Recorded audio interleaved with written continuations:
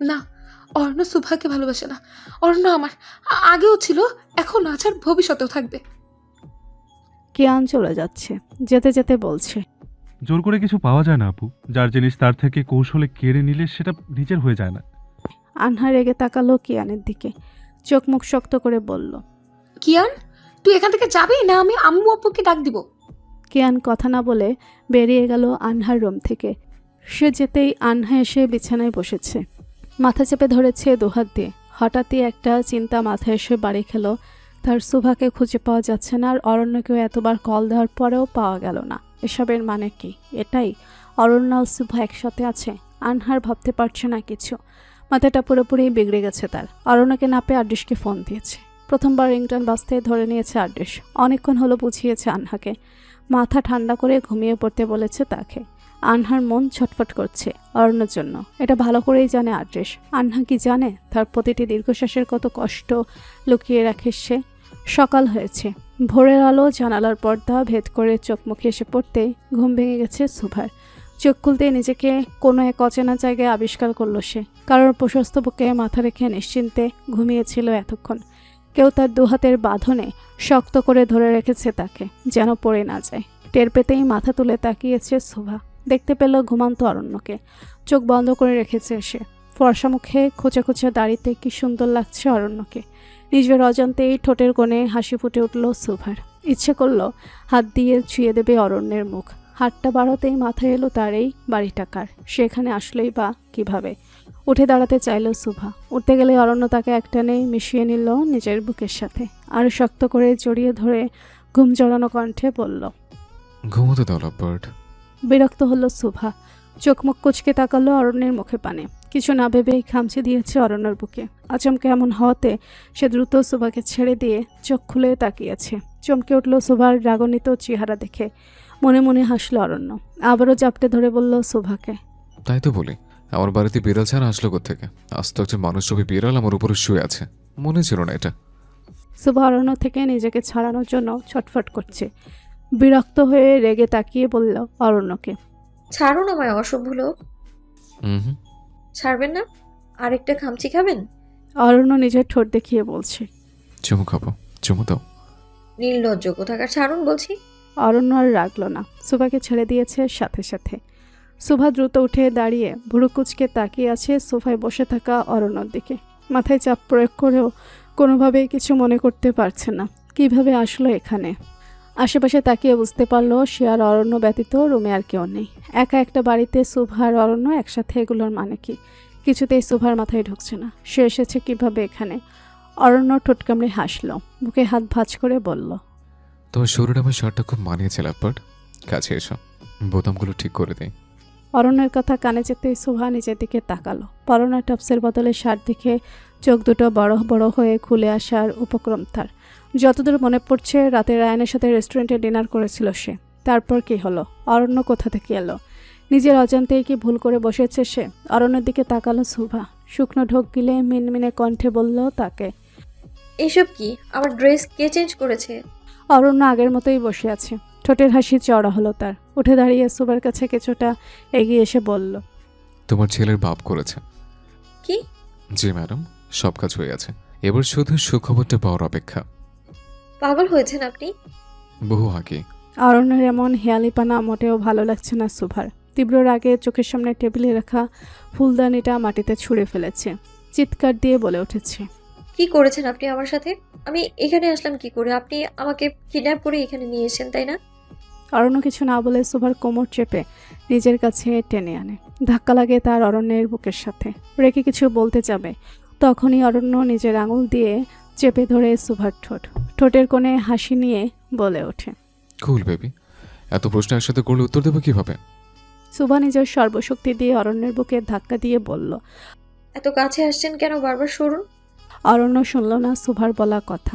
সুভার কানের কাছে গিয়ে ফিসফিস করে বলে উঠল, কারণ তুমি সব দূরত্ব গুছিয়ে দিয়েছো কাল রাতে।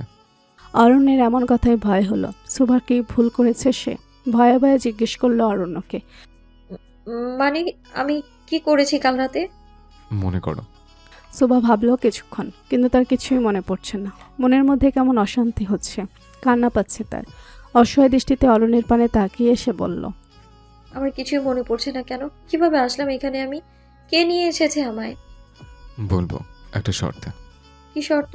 ফ্যানের বাতাসে সুভার খোলা চুল এলোমেলো হয়ে এসে মুখে পড়েছে। পরম যত্নে অরণ্যতা গুজে দিল সুভার কানের পাশে। মুগ্ধ দৃষ্টিতে তাকিয়ে আছে সে সুভার সুন্দর মুখের দিকে। শান্ত কণ্ঠে বলে উঠেছে সুভাকে। লাভবার্ড, চলো বিয়ে করি। অরণ্যের কথা শেষ হয়েছে কিনা বলে উঠেছে সুভা। কখনোই না। মুখের উপর সুভা এভাবে না বলে দিল দেখে রাগ হলো অরণ্যের। মুহূর্তেই রাগে চোখ দুটো লাল হয়ে গেল তার। সুভার কোমরে এমনভাবে শক্ত করে চেপে ধরেছে, মনে হলো অরণ্যের আঙুলের নখ ঢুকে গেছে নরম মাংসের ভেতরে। ব্যথায় অরণ্যের বুকে ধাক্কা দিয়ে মৃদু আর্তনাদ করে উঠেছে সুভা। তবু অরণ্য ছাড়ল না তাকে। ক্রোধ মিশ্রিত চাহনিতে তাকিয়ে আছে সুভার পানে।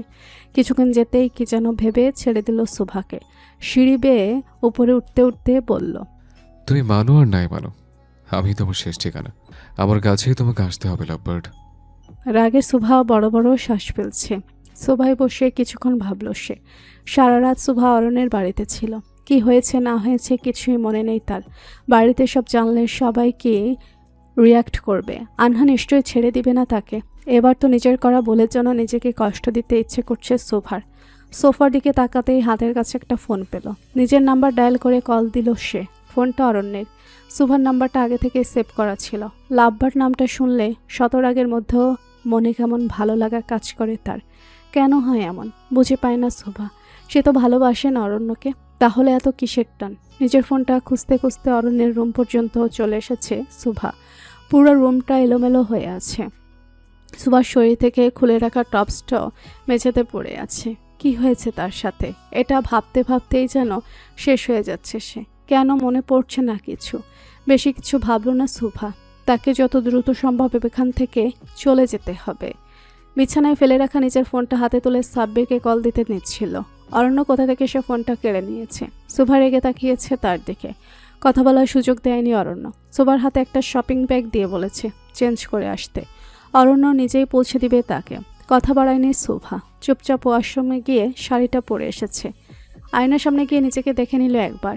নীল রঙের পাতলা জর্জেট একটা শাড়ি পরেছে সে। মনে প্রশ্ন জাগলো সুভার, অরণ্য এই শাড়িটা কার জন্য এনেছিল? সুভা এখানে আসবে কখনো কোনোভাবে এটা কি অরণ্য জানতো, নাকি শাড়িটা এনেছিল আনহার জন্য? হঠাৎই মনে পড়ে রেস্টুরেন্টের ঘটনা। সেখানে তো রায়ান, সুভা ছাড়াও আরও অনেকেই ছিল, যার মধ্যে ছিল অরণ্য। সেখান থেকেই কি অরণ্য কোনো কিছু করে তাকে বাড়ি পর্যন্ত নিয়ে এসেছে? এসব ভাবতেই মাথায় দপাদপ আগুন জ্বলে উঠল সুভার। ঠিক তখনই কানে আসলো অরণ্যের কণ্ঠ। দরজা ধাক্কাচ্ছে আর বলছে, তুমি কি ড্রেস চেঞ্জ করার নাম করে গোসল শুরু করে দিলে? আমাকে বলতে পারতে, আমি সাহায্য করতাম। সুভা কথা না বলে দরজা খুলে দিল। গটগট করে হেঁটে চলে গেল অরণ্যের সামনে দিয়ে। অরণ্য সেদিক পানে তাকিয়ে মুখে মুচকি হাসি নিয়ে বলছে, তুমি আমার মানে শুধুই আমার। অরণ্য ড্রাইভ করছে। মাঝে মধ্যে আবার পাশে বসে থাকা সুভার দিকে তাকাচ্ছে। চোখ মুখ দেখেই বোঝা যাচ্ছে রেগে আগুন হয়ে আছেন মহারানী। তাকে আরও রাগাতে বলল অরণ্য, সারা রাত আদর দিলাম, তবু রাগ করে আছে যে? আজকের দিনটা আমার কাছে থেকে যেতে পারতে, মন্দ হতো না কিন্তু। সুভা অরণ্যর দিকে রেগে তাকিয়ে দাঁত কটমট করে বলছে, আপনাকে তো আমি দেখে নিব। তুমি লজ্জা পাচ্ছিলে বলেই না আমি রুমের লাইট অফ করে দিলাম। ঠিক আছে, নেক্সট বাসরে ভালো করে দেখে নিও। নির্লজ্জ লোক। তুমি বারবার আমার নাম ভুলে যাও কেন বলো তো? বাচ্চার বাবার নাম ভুললে আল্লাহ পাপ দিবেন কিন্তু। কথায় কথায় নির্লজ্জ না রেখে ওগুলো সঞ্চয় বলে রাখবে, তাহলে হাজব্যান্ড ওয়াইফ ফিল আসবে। সুভা বুঝল অরণ্যর সাথে কথা বলে সে পারবে না, বরং এই কথাগুলো শুনে আরও চিন্তা বাড়বে। কাল কি থেকে কি হয়েছে এটা ভেবে সুভা কথা বলল না আর। চুপচাপ বসে রইল সে। তত সময় বাড়ির গেটের কাছে এসে থেমেছে তার গাড়িটা। থেমে গেছে সুভাও। নেমে শব্দ করে গাড়ির গেটটা লাগিয়ে চলে যাচ্ছিল সে। পিছু পিছু গিয়েছে অরণ্য। সুভা এটা খেয়াল করেনি তেমন। বাড়ির সদর দরজার কাছে আসতে চিন্তিত চেহারায় সবাইকে বসে থাকতে দেখলো সে। বাড়ির সবাই তো আছে, সাথে আবার যোগ হয়েছে রিফাত আর তার আম্মু। সুভা দাঁড়িয়েছিল দরজার সামনেই। এই মুহূর্তেই সবার সামনে দিয়ে যাওয়াটা কি ঠিক হবে তার? বাবা তাকে দেখলে হাজারটা প্রশ্ন ছুড়ে দিবেন সুভার দিকে। এটা তো তার জানা। সুভা ভয়ে ভয়ে ভিতরে আসলো। এক পা দু পা করে এগিয়ে যাচ্ছিল। লক্ষ্য করছিল কেউ যেন তাকে না দেখে, কিন্তু শেষ রক্ষা হলো কোথায়? সুভার ফুফি দেখে নিয়েছেন তাকে। কাছে এসে হাত ধরে নিজের দিকে চাওয়ালেন সুভাকে। চিন্তিত চেহারা নিয়ে প্রশ্ন করলেন। কালকে থেকে তুই কোথায় ছিলিস মা? আমরা সবাই পাগলের মতো খুঁজে বেড়াচ্ছি তোকে। আমি আমার ফ্রেন্ডের বাসায় ছিলাম ফুপি। ফ্রেন্ডের বাসায় গিয়েছিস কি? তাহলে ফোন তুলছিস না কেন? না না, অন্য কোথায় থাকবো ফুপি, আমার ফ্রেন্ডের বাসায় ছিলাম। মিথ্যা বলছো কেন লাভবার্ড? তুমি তো আমার সাথে ছিলে। ঘাবড়ালো সুভা, চমকে তাকালো দরজার দিকে। অরণ্যের কণ্ঠস্বর কানে আসা মাত্রই বাকিরাও তাকিয়েছে সেদিকে।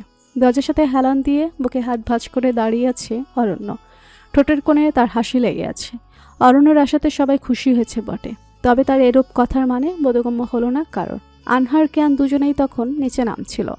কিয়ান অরণ্যের কথাটা শুনে দ্রুত সুভার পাশে এসে দাঁড়িয়েছে। হাঁ করে তাকিয়ে আছে বোনের ভয়ার্ত মুখের দিকে। এত ভয় কেন পাচ্ছে? কেন সুভা? অরুণের বলা কথাটা কি তাহলে সত্যি? কিয়ান নিচে গিয়ে কালকে সব পরিচিত ফ্রেন্ড, আত্মীয় সহ অফিসের সবার থেকে খোঁজ নিয়েছে। কেউই জানে না সুভা কোথায়।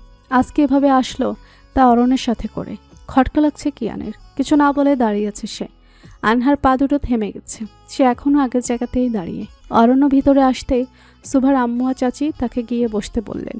অরণ্য গিয়ে জাহিদ হোসেন আর ওনার ভাইয়ের পাশে বসলো। ভালো মন্দ কথা হলো। কিয়ানের আব্বু বলে উঠলেন অরণ্যকে। সুবাহা তোমার সাথে ছিল মানে? অরণ্য বিড়বিড় করে বলল, আমার জিনিস আমার কাছেই তো থাকবে। কিছু বললে? কই না তো। সন্দেহ হলো সুভা চাচুর। অরণ্যের কথার মানে বুঝতে পারছেন না তিনি। সুভা অরণ্যের সাথে ছিল মানে? যে মেয়ে এই ছেলেকে দু চোখে দেখতে পারে না তার সাথে ছিল কালকে থেকে? এটা ওনাকে বিশ্বাস করতে হবে? এই বিষয়টা ওনাকে ভাবাচ্ছে না। ভাবাচ্ছে কালকে বলা অরণ্যের কথাটা। এই বিষয়টা নিয়ে আর কথা না বাড়িয়ে বললেন তিনি। কালকে আমরা তোমাদের বাসায় গিয়েছিলাম, জানো নিশ্চয়ই। হ্যাঁ। তোমার বোনকে আমার ছেলের জন্য চাইতে গিয়েছিলাম। যা শুনলাম সেটার জন্য প্রস্তুত ছিলাম না আমরা কেউই। অরণ্য উঠে দাঁড়ালো। একবার সুভার দিকে তাকিয়ে আবার কিয়ানের আব্বুর দিকে তাকালো। বাঁকা হেসে বলল ওনাকে, আমি যা চেয়েছি আমাকে দিয়ে দিন, তবে আমি কিরণকে বাড়িতে পাঠাবো, তার আগে নয়। অরণ্যের কথায় জাহিদ হোসেন আর ওনার ভাই দুজনে একে অপরের দিকে তাকালেন। কি যেন ভেবে জাহিদ হোসেন অরণ্যের কাছে গেলেন। কাঁধে হাত রেখে বললেন, তুমি অন্যায় করছো না তো অরণ্য? জাহিদ হোসেনের কথায় সোজাসাপটা উত্তর দিল অরণ্য। একেবারেই না। অরণ্য চলে যাবে বলে পা বাড়িয়েছে। আবারও তাকালো সে সিঁড়ির দিকে। এখনও সুভা দাঁড়িয়ে আছে তার আগের জায়গাতে। পা দুটো চলছে না তার। অরণ্য হেঁটে সুভার কাছে গেল। অরণ্যকে দেখেই কেয়ান চলে গেছে অন্যদিকে। অরণ্য মুস্কি হেসে বলল সুভাকে, নিজের যত্ন নিও লাভবার্ড। সুখবরটা সবার আগে আমাকে জানাবে, যতই হোক বাচ্চার বাবা বলে কথা। সুভা দাঁত কটমাট করে বলে উঠেছে, যাবেন আপনি? যাচ্ছে, তবে আবার আসবো। বর সেজে তোমাকে বউ বানিয়ে নিয়ে যেতে। কথাটি বলেই অরণ্য চলে গেল সেখান থেকে। তার যাওয়ার পানে তাকিয়ে আছে কৌতূহলী 3 জোড়া চোখ। সুভা দেরি করেনি, চলে গেছে নিজের রুমে। যাওয়ার সময় আনহার সাথে তার চোখাচোখি হয়েছে, তবে কেউই কোনো কথা বলেনি। এখানে বেশিক্ষণ থাকলেই সবার নানা প্রশ্নে জর্জরিত করবে সুভাকে, সেজন্য চলে গেল সে। রিফাত আর জাহিদ হোসেনের বোন দুজনে এত সময় দাঁড়িয়ে সবটা দেখলেন। রিফাত ভালো করেই জানে সুভা কোনোদিনও বিয়ে করবে না তার সাথে, কিন্তু তার আম্মুকে কে বোঝাবে? তিনি যে রেগে গেছেন অরণ্যের বলা কথা শুনে। রিফাতের আম্মু ওনার ভাইয়ের কাছে গিয়ে চোখ মুখ শক্ত করে প্রশ্ন করলেন ওনাকে, ছেলেটা কি বলে গেল? বুঝতে পারলাম না ভাইজান। ফুপির কথায় পাশে দাঁড়িয়ে থাকা কেয়ান বলে উঠেছে, ছেলেটা তো বাংলায় কথা বলছে, বুঝতে না পারার কি আছে ফুপি? চুপ কর কিয়ান, আমি তোর বাপ চাচার সাথে কথা বলছি, তোর সাথে নয়। কেয়ান আর কথা বলেনি, চুপচাপ খাবারের টেবিলে গিয়ে বসেছে সে। সুভার আম্মু আর চাচি অরণ্যের জন্য চা নাস্তা বানিয়ে নিয়ে এসেছিলেন, কিন্তু এসে অরণ্যকে আর পেলেন না তারা। অরণ্য চলে গেছে, তাতে কি হয়েছে? কেয়ান তো আছে। মায়ের হাত থেকে খাবারের প্লেটটা নিয়ে ডাইনিং টেবিলে গিয়ে বসেছে সে। চলেই যেত, কিন্তু সবার কথা শুনবে বলে খাবার খাওয়ার ভান করে বসে পড়ল সেখানে। কালকে যে সবাই মিলে কিরণদের বাসায় গেলেন, কি হয়েছে না হয়েছে এটাও তো জানতে হবে তাকে। অরণ্য কি চায় তোমাদের কাছে থেকে? কিসের কথা বলে গেল ছেলেটা? বোনের কথায় চুপ রইলেন জাহিদ হোসেন। বাকিরা চুপ করে দাঁড়িয়ে আছেন, কারোর মুখেই কোনো কথা নেই। সিঁড়ি দিয়ে দোতলা থেকে নিচে নামতে নামতে বলল আনহা, অরণ্য কি এটাই বলেছে চাচ্চু? কিরণকে কিয়ানের সাথে বিয়ে দেবে যদি সুভাকে তার হাতে তুলে দাও? আনহার কথা শুনে সবাই তাকালো তার দিকে। বাড়ির দুই বউ একে অপরের দিকে তাকিয়ে চোখে চোখে কি যেন কথা বললেন। কিয়ান স্তব্ধ হয়ে বসে রইল। সেখানেই মনে মনে ভাবছে সে, অরণ্য কি সত্যি এমন কিছু বলেছে? সুভার আম্মু এগিয়ে গেলেন আনহার কাছে, ভালো করে লক্ষ্য করলেন মেয়েটাকে, চোখমুখ কেমন ফুলে আছে। আনহার মাথায় হাত বুলিয়ে বললেন তাকে, অরণ্য কি বলেছে আমার জানা নেই, তবে ছেলের খুশির জন্য মেয়েকে আমরা কষ্ট পেতে দিব না। আনহা হাস্য তাচ্ছিল্যের স্বরে বলল, তোমার মেয়ে তো খুশি থাকবে বড় মা। এভাবে বলছিস যে? তুই আর সুভাকে কখনো আমি আলাদা করে দেখিনি। আনহা মুস্কি হাসল, কথা বলল না তেমন। কিছু দূরে চিন্তিত মুখে নিয়ে দাঁড়িয়ে থাকা তার বাবা চাচার কাছে গেল, হাসি মুখ করে বলল তাদের, অরণ্যের বিয়েটা সুভার সাথেই হওয়ার কথা ছিল, মাঝখানে আমি ঢুকে পড়েছি। খুব অনুশোচনা হয় আজকাল। আমি ঠিক করে নিয়েছি এই বিয়েটা আমি করব না। তোমরা অরণ্যের সাথে আমার বিয়েটা ভেঙে দাও চাচ্ছ। দুই ভাই একে অপরের দিকে তাকালেন, কি যেন ভেবে দীর্ঘশ্বাস ছেড়ে বললেন জাহিদ হোসেন, এটা হয় না মামুনি। কেন হবে না চাচ্ছ?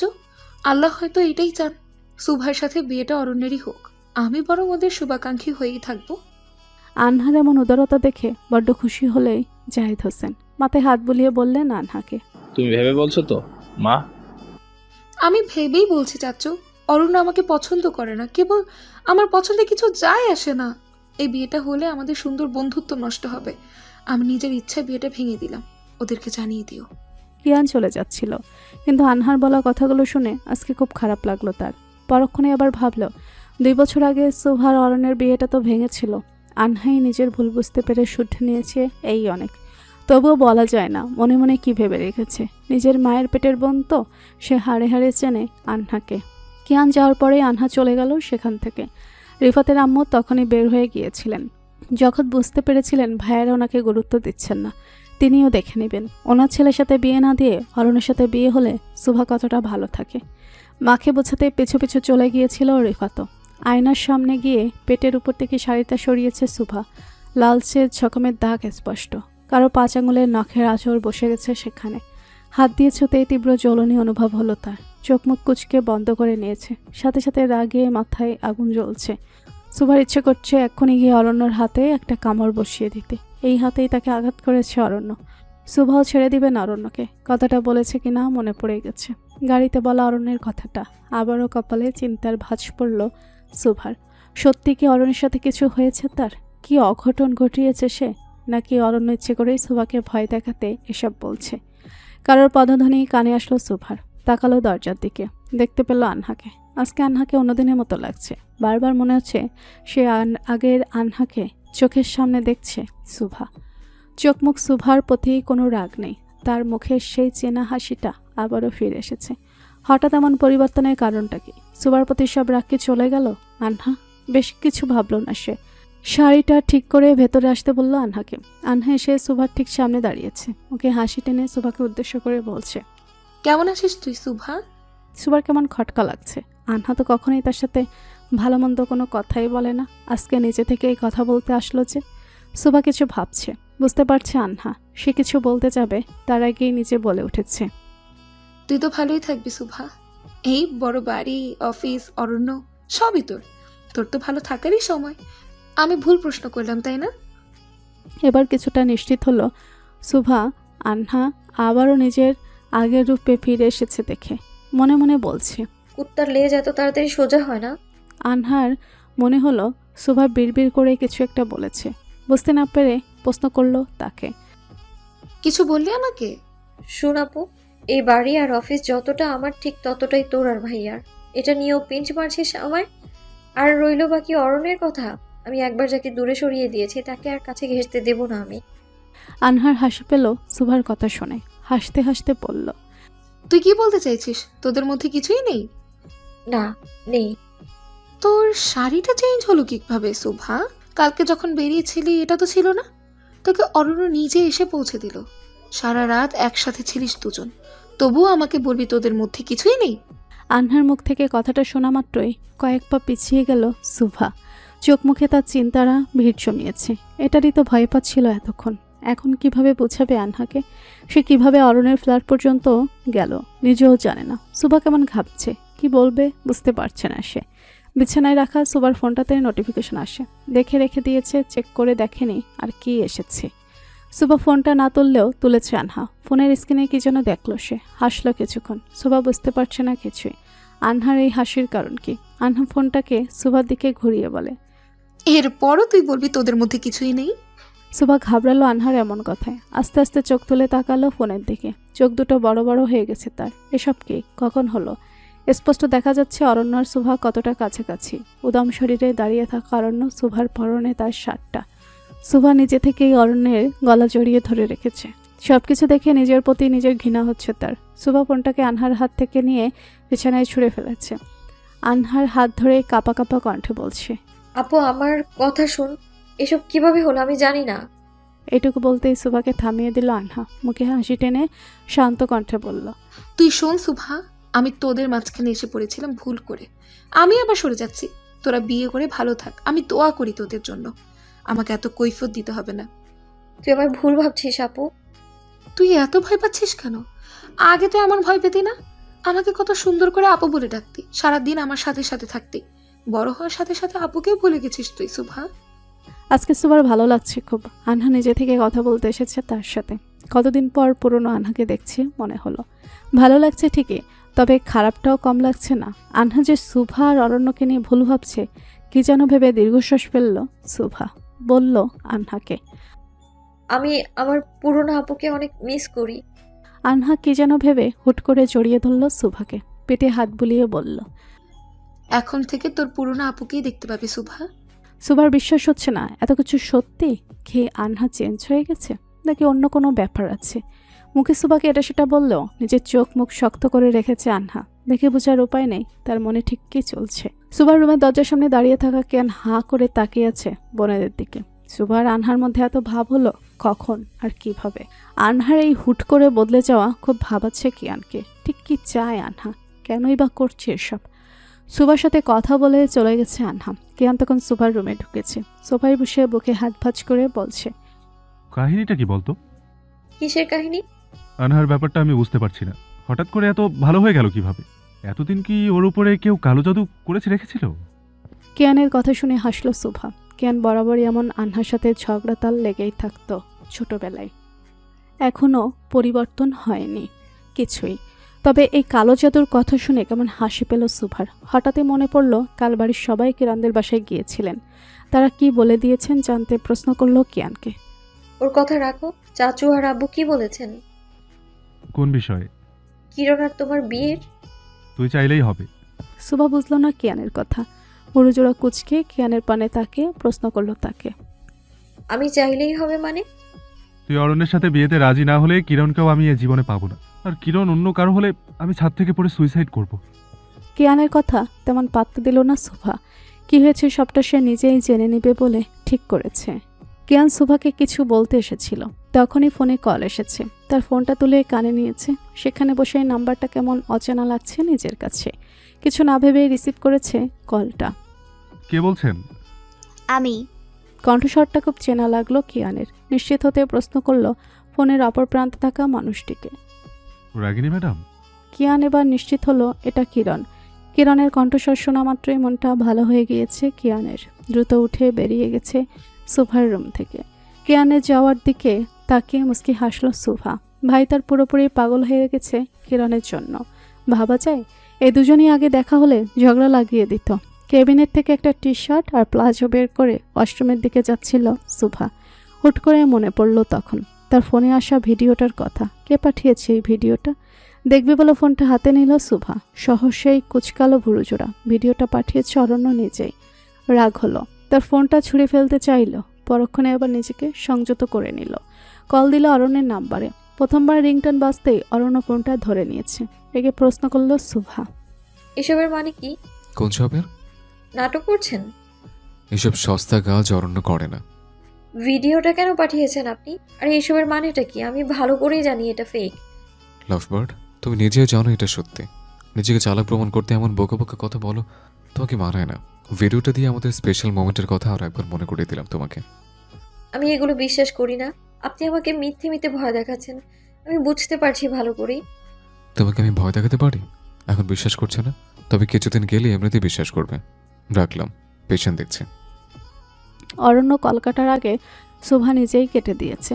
মাথাটা ঠান্ডা করতে হবে তাকে, আর নিতে পারছে না এসব ঝামেলা। ওয়াশরুমে গিয়ে ফ্রেশ হয়ে নিয়েছে দ্রুত। আজকে আর কোথাও যাওয়া হবে না, তবে কালকে অফিস থেকে ফেরার সময় রেস্টুরেন্টের সিসিটিভি ফুটেজ দেখে আসবে অবশ্যই। নিজের উপরই এখন সন্দেহ হচ্ছে তার। ভুলভাল কিছু কত কিছু খেলো না, তাহলে এত বড় আকাম করে বসলো কিভাবে সে? মাথায় দুহাত চেপে বসে আছে অরণ্য। নিজের উপরেই নিজের রাগ হচ্ছে এখন। যে কিরণের সাথে কোনদিন ধমক দিয়ে কথা বলেনি, আজকে তাকে চড় মারতে যাচ্ছিল। কিরণ রাগ করেছে জানে অরণ্য, তবুও বোনের রাগ ভাঙাতে চায়নি সে। অরণ্যকে দেখে বোঝার উপায় নেই তার মন মস্তিষ্কে কী চলছে। অন্ধকার রুমে টি টেবিলের উপরে পা তুলে একা বসে আছে অরণ্য। সময় প্রায় 8টার কাছাকাছি। সুবাকে ড্রপ করে দিয়ে বাসায় এসেছিল বটে, তবে বেশি সময়ের জন্য নয়। মায়ের বানানো পায়েস আর বাবার কিছু বকাঝকা শুনে চলে গিয়েছিল হসপিটালে। এসেছে কিছুক্ষণ হলো। কিরণকে তখন গেটের কাছে দেখতে পেয়েছিল। কারোর সাথে দাঁড়িয়ে দাঁড়িয়ে কথা বলছিল কিরণ। দেখেই মাথায় রাগ চড়ে গিয়েছিল অরণ্যের। সে গাড়ি থেকে নামতে নামতে দাঁড়িয়ে থাকা সে বাইকটা নিয়ে তাদের বাড়ির সীমানা পেরিয়ে অনেকটা দূরে চলে গিয়েছিল ছেলেটা। হেলমেট পরা থাকলেও অরণ্যের বুঝতে সমস্যা হয়নি এটা কিয়ান। কিরণের সাহস দেখে অবাক হচ্ছে অরণ্য। কিয়ানের সাথে সম্পর্ক এত দূর চলে গেছে যে মানা করার পরও সবাইকে লুকিয়ে দেখা করে যাচ্ছে বারবার। অরণ্য ড্রয়িং রুমে এসেছে, ততক্ষণে কিরণ নিজের রুমে চলে যাচ্ছিল। কারো গম্ভীর কণ্ঠ শুনে থমকে গেল তার পা জোড়া। ভয়ে ভয়ে তাকালো সেদিকে। অরণ্যকে দাঁড়িয়ে থাকতে দেখলো তখনই। চোখ মুখ দেখে ভালোই বোঝা যাচ্ছে কোনো কারণে খুব রেগে আছে অরণ্য। কিরণ আমতা আমতা করে বলল, কি হয়েছে ভাইয়া, এভাবে ডাকলে যে? গেটের সামনে দাঁড়িয়ে কার সাথে কথা বলছিলে তুই? কিরণ ভয় পাচ্ছিল এটারই। কথা কাটানোর জন্য ভয়ে ভয়ে উত্তর দিল ভাইয়ের কথার। তুমি ভুল দেখেছো ভাইয়া, আমি তো গার্ডেনে গিয়েছিলাম। রাত 8টায় তুই গার্ডেনে গিয়েছিলে কি করতে? ভালো লাগছিল না তাই হাঁটতে গিয়েছিলাম। তোতলাচ্ছিস কেন? মিথ্যে বলছিস বলে? মিথ্যে বলিনি তো। মুখে মুখে তর্ক করা, তার উপর এতগুলো মিথ্যে কথা শুনে রেগে গেছে অরণ্য। ধমকের স্বরে বলে উঠেছে কিরণকে। ভাইয়ের এত বড় ধমক খেয়ে কেঁপে উঠেছে কিরণ। কিরণ, আরেকটা মিথ্যে কথা বললে থাপ্পড় মেরে সব দাঁত করে ফেলে দেব। কয়েক পা পিছিয়ে গিয়েছে সে। আরও রাগ কম হচ্ছে না। ভাই তো তার কোনো কালেই এতটা কঠোর ছিল না। নাকি কিরণ ভুল ভাবছে? বাকিদের জন্য অরণ্যের এত ভালোবাসার কিরণের সাথে এমন ব্যবহারের মানে কি? রেগে বলেছে কিরণ নিজেও। তুমি আজকাল আমার সাথে এরকম ব্যবহার কেন করছো ভাইয়া? আমি কি তোমার সৎ বোন হই? মুখে মুখে তর্ক আমার একদম পছন্দ না। আমাকে না রাগিয়ে চুপচাপ এখান থেকে যা। যাব না, কি করবে? এটা আমারও বাড়ি, আমার যেখানে ইচ্ছে সেখানে যাব। সবসময় সবকিছু তোমাকে বলতে হবে কেন? অরণ্যের ধৈর্যের বাঁধ ভেঙে গেছে। প্রচণ্ড রাগে নিজের হাত তুলেছে কিরণের গালে চড় দিতে। কি যেন ভেবে থেমে গেছে অরণ্য। রান্নাঘর থেকে অরণ্যের আম্মু মিসেস জাহানারা সুলতানাও দৌড়ে এসেছেন ছেলে মেয়ের চিৎকার চেঁচামেচি শুনে। কিরণকে সে নিজের কাছে টেনে নিয়ে গেছেন তিনি। বুঝতে সমস্যা হয়নি কিরণ আবারও কোনো ভুল করেছে। ছল ছল চোখে কিরণ তাকিয়েছে ভাইয়ের দিকে। অরণ্য নিজের হাত দুটো মুষ্টিবদ্ধ করে মেঝের দিকে তাকিয়ে আছে। নিজের রাগ নিবারণের ব্যর্থ প্রচেষ্টা চালাচ্ছে সে। অরণ্যের মনে হলো কেউ লুকিয়ে লুকিয়ে দেখছে তাকে। দরজার সামনে কারো ছায়া দেখতে পাচ্ছে সে। কে আছে বোঝার জন্য প্রশ্ন করল অরণ্য। কে ওখানে? ছায়াটা দ্রুত সরে গেল। অরণ্যের মনে সন্দেহ জাগলো। উঠে গিয়ে আধখোলা দরজাটা ধাক্কা দিয়ে পুরোটা খুলে দিল। আশেপাশে তাকালো ঠিকই, তবে কাউকেই তেমন চোখে পড়ল না তার। চলে আসছিল। তখন চোখ গেল নিজের দিকে। অরণ্যের রুমের লাইট অফ থাকলেও বারান্দার লাইট জ্বালানো ছিল, তাই কি আছে দেখতে সমস্যা হয়নি তার। ছোট্ট একটা হাতে বানানো চকলেট কেক আর একটা ফুলের বুকেট রাখা। ফুলগুলো আবার কিরণের পছন্দের রজনীগন্ধা ফুল। অজান্তেই অরণ্যের ঠোঁটের কোণে হাসি ফুটে উঠল। কেক আর ফুলের বুকেটটা হাতে নিল সে। অরণ্য কেকটা নিয়ে রুমের দিকে যাচ্ছিল। কানে আসে তখন কারো কথা। পিছনে তাকিয়ে দেখতে পেল কিরণকে। বাচ্চাদের মতো মুখ করে কান ধরে দাঁড়িয়ে বলছে কিরণ। আমার ভুল হয়ে গেছে ভাইয়া, তখন ওভাবে কথা বলে ঠিক হয়নি আমার, ক্ষমা করবে না আমাকে? কিরণের কথা শুনে অরণ্যের নিজেরও এবার খারাপ লাগলো। বলতো সেও কম করেনি। নিজের ভালোবাসাকে পেতে গিয়ে বোনকে কষ্ট দিয়ে ফেলছে না তো বারবার। কিন্তু কি করবে অরণ্য? মনে মনে জানে সে ভুল করছে, তবুও তার ভালোবাসাকে চায়। কিরণকে ধমকাধমকি করলেও সে বুঝতে পারে কিরণ কিয়ানকে পছন্দ করে। কোনোভাবে তার ইচ্ছার বিরুদ্ধে গিয়ে অন্য কারোর সঙ্গে বিয়ে দেবে না বোনকে। কিন্তু বাইরে থেকে যে নিজেকে কঠোর দেখাতেই হবে তাকে। ভাইয়ের উত্তর না পেয়ে কিরণ বুঝল এখনও অরণ্য রেগে আছে তার উপর। কথা না বলে চলে যেতে নিচ্ছিল, তখনই গম্ভীর কণ্ঠে বলে ওঠে অরণ্য। যেতে বলেছি আমি তোকে? আজকাল আমার কথার খুব অবাধ্য হচ্ছিস তুই। কিরণ তাকালো ভাইয়ের দিকে, চোখ দুটো ছলছল করছে মেয়েটার। এই বুঝি কেঁদে দেবে এমন অবস্থা। নিজেকে সামলে উত্তর দিল অরণ্যের কথার। তুমি যে আমার সাথে কথা বলছো না, থেকে কি করবো এখানে? এদিকে আয়। কিরণ হেঁটে চলে গেল অরণ্যের কাছে। সে কিছু বলতে যাবে, তার আগে অরণ্যই বলে উঠল। রাগ করেছিস?